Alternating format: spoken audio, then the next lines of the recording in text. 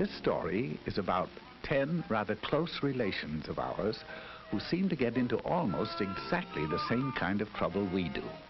All 10 of these jolly characters lived in the same neighborhood and were all good friends, generally speaking. Each of them had a bicycle, and each took care of his bicycle in exactly the way he took care of himself.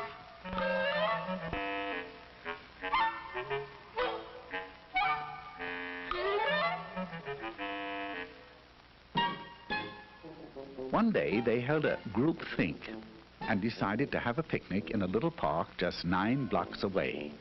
Now that doesn't sound far, but a lot can happen in 9 blocks, right?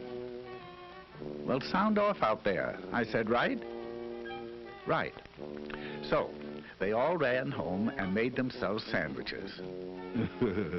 I know that doesn't sound too likely, but of course, human. Then they hurried back, all ready to go. Now, one of the 10 was a rather hungry type. His name was Slim Jim McGupney, and his picnic lunch was what you might call a portable banquet, right? Right. Slim knew that his big sack would be hard to handle, so he asked Orville Slump if he'd carry it for him. Orville had a basket on the rear of his bike. He was a good sort, and he answered, okay. Some of the others noticed this and asked him if he'd carry theirs, too. Orville answered graciously, well, I guess so. And naturally, everybody else did the same until Orville's rear basket looked like a chuck wagon.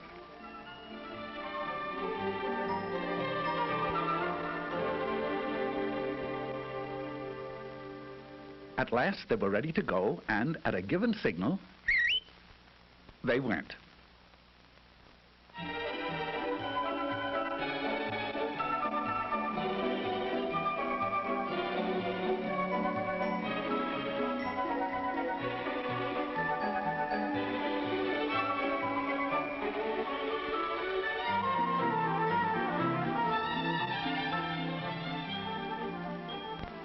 Now this is Rooty Toot Jasperson.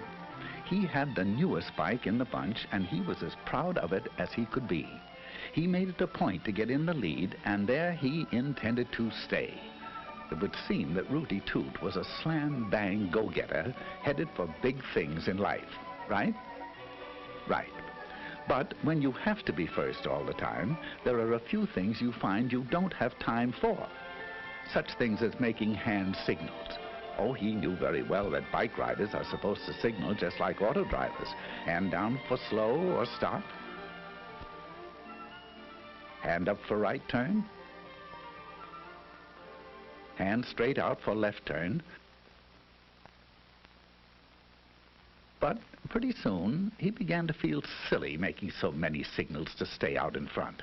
So he skipped one to rest his poor old tired arm. Just one signal, once. At this point, Rooty Toot Jasperson left the party.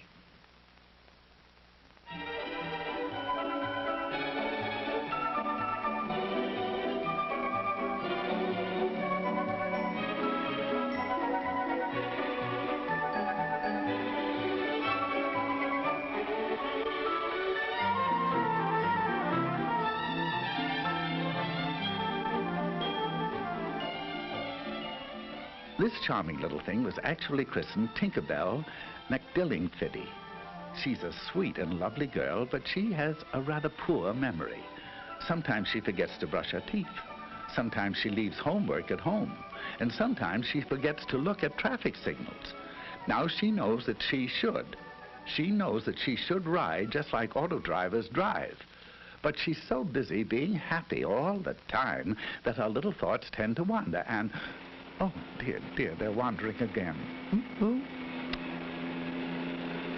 Here she goes.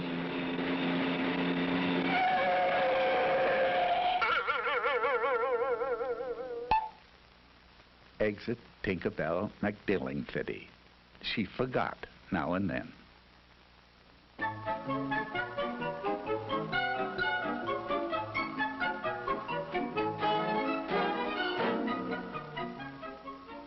Now, let me introduce Philip Flugel.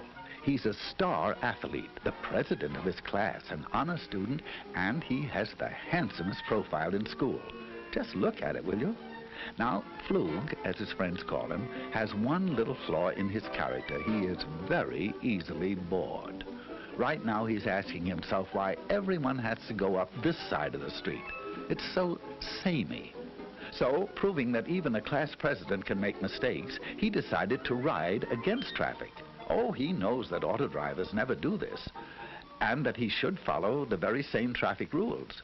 But he's in the mood to do something different. Anyway, there are no policemen around to see him.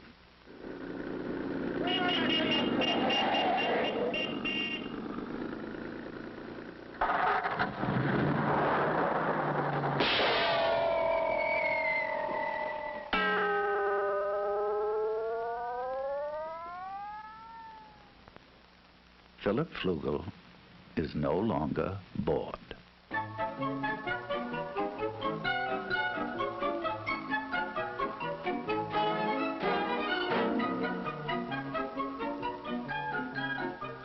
You've probably wondered about this fellow on foot. Well, his name is Mosby Pomegranate. He is splendid in dramatics, but he works so hard memorizing his lines that he doesn't get around to a lot of other things. He never made it down to register his bike and get a license for it. He knows very well that a license makes it easy to find out who he is if he's in an accident, and makes the bike easy to trace if it's lost or stolen. That's his trouble. Last week, while he was rehearsing the lead in King Kong, someone rode off with his bike. He went to the police, but of course they couldn't help him since it had no license or registration. He stomped out of the police station angrily, and he's been stomping ever since.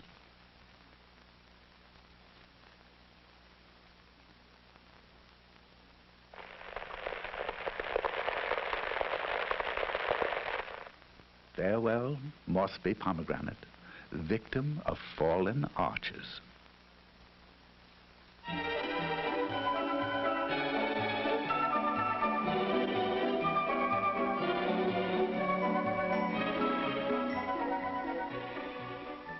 If you look carefully, you'll see Trigby Phipps.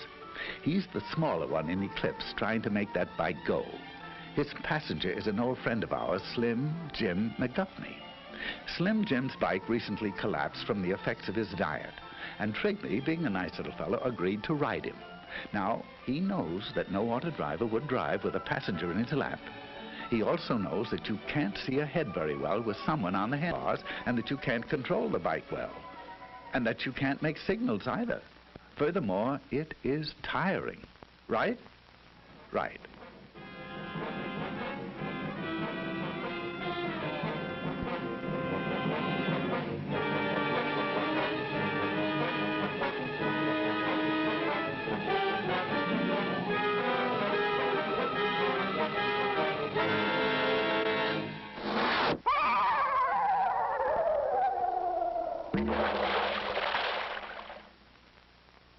So long, fellas.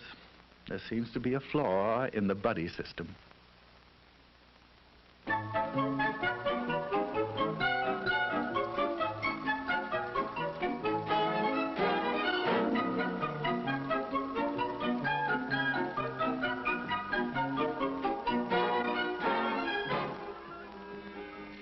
Meet Nellie Zweiback. She's as nice as can be on foot. But when she gets on that bike, sweet Nellie becomes terribly impatient with other people's driving. Although there are only a few left now, she's having trouble sharing the street with them. So Nelbert is about to make a decision she'd never make if she weren't angry. There she goes. There she goes. She knows that riding on the sidewalk isn't allowed in her city and many others, and that even where it is, pedestrians always have the right of way. But Nelbert's upset, and she'd like to know just one good reason why she shouldn't take over the sidewalk all to herself.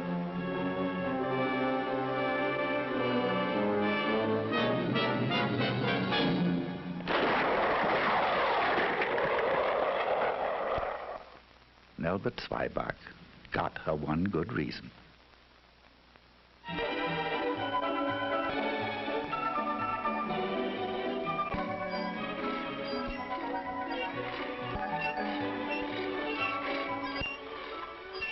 Those noise transportation of Filbert Bagel. Filbert hates his old bike. He refuses to take care of it because his folks will probably give him a new one for his birthday. He can't see any reason for taking care of a heap of junk, even if he made it that way himself. He will in a moment, though. You see, he doesn't know it, but he'll find out that there's not a shred of a brake left.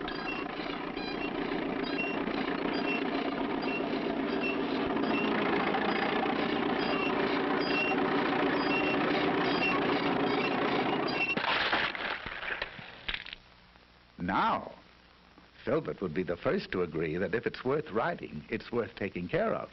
Right? Right.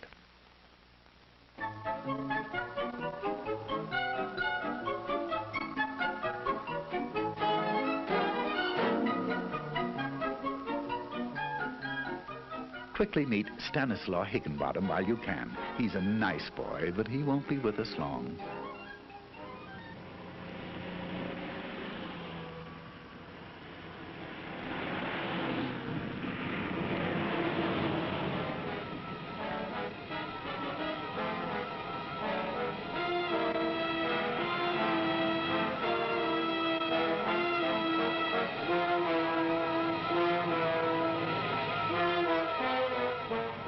You are now looking straight at Stanislaw Higginbottom. He has neither lights nor reflectors.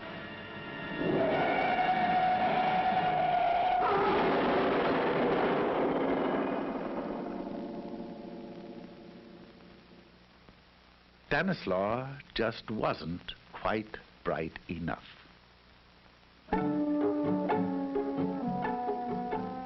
All of which leaves Orville.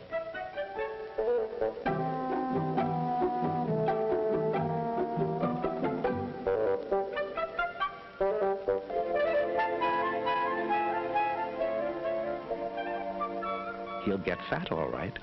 And here's why he ended up with all these groceries that he doesn't really want. This was Rooty Toot Jasperson. Maybe you remember why he didn't make the picnic. He didn't signal, just once. Do you recall Tinkerbell McDillingfiddy? She forgot to watch the signals, just once. And good old Phil Flugel, he rode up the wrong side of the street, once. Mossby Pomegranate was the walking one. He didn't get around to registering his bike and getting a license. It would have taken him only a few minutes. The small one was Trigby Phipps, and his passenger was Slim Jim McGuffney. They rode double into trouble. Who can forget Nelbert Swyback? She wanted to know one good reason why the sidewalks didn't belong to her. Then there was Filbert Bagel. He didn't take care of his brakes, so they didn't take care of him. And good old Stanislaw Higginbottom. No lights, no reflector, no Stanislaw.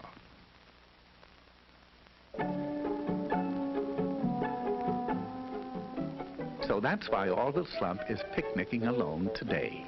He watched the signals, he obeyed traffic signs, he made hand signals, he rode alone, he stayed on the right side of the street, got a license, rode just like auto drivers drive, and kept the brakes and all in good condition.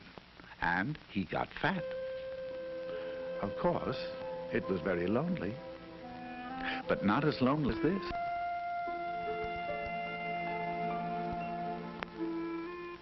But then, as anyone can plainly see, he wasn't a monkey, right? Now, that sounds as if you really mean it, right?